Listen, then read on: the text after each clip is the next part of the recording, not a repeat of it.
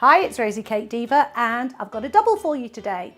We're going to do buttercream roses on a buttercream mini cake for when a cupcake isn't quite enough, but a big cake is just a little bit too much. Because we all know, sizes and everything. I've got two different sizes of roses on this cake, so I'm going to need two different piping tips.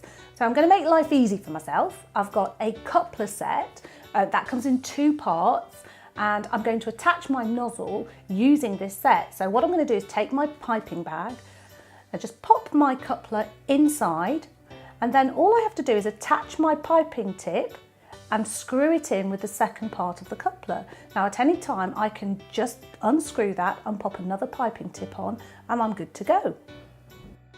I've coloured my buttercream and I'm just going to pop it into my piping bag. If I fold down the top of the piping bag, it makes it much easier for me. If you want to make it even easier, just use a cup and that'll hold it in place, which means you've got two hands to load your piping bag. I'm using a petal tip for these flowers. I'm using both the Wilton 104 and the Wilton 103. They're exactly the same shape, they're just slightly different sizes.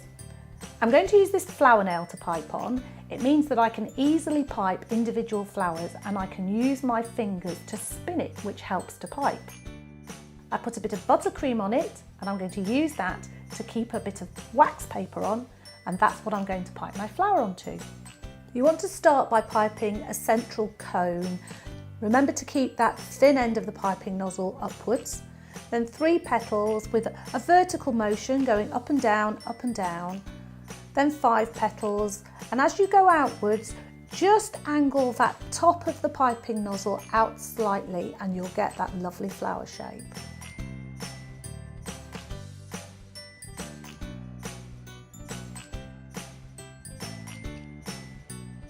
Take the wax paper off the flower nail, put it on a surface and into the fridge, and then once it's chilled, it'll go nice and hard. You can just peel it off and you can handle it easily. I've just cut out circles of cake using a circle cutter, and I've chilled them so they're nice and hard and I can handle them very easily. I'm layering them using some chocolate ganache, and on each layer I'm brushing some sugar syrup so they'll stay nice and moist. As I'm layering this cake, I'm popping it in the freezer intermittently so it stays nice and hard and fixed and doesn't move around all over the place.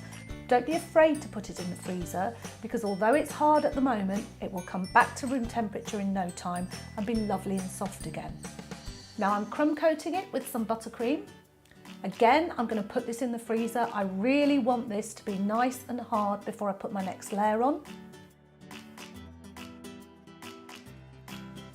On goes the proper layer of buttercream, and I'm just using a side scraper to make the sides all lovely and smooth.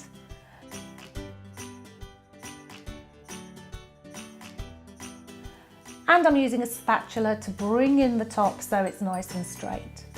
It doesn't have to be perfect because we're going to cover it, but at least it's a nice base to work on.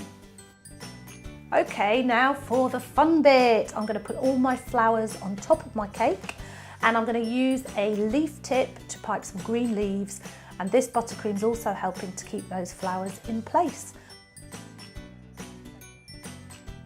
I've made some little buds using the Wilton 103 petal tip, and I've popped them in the freezer, and I'm going to use those to place around the bottom of my cake. I will put all the details on all the nozzles I've used down below in the comments and also on my website. Hope you find that helpful. Don't forget to subscribe, and thank you for watching.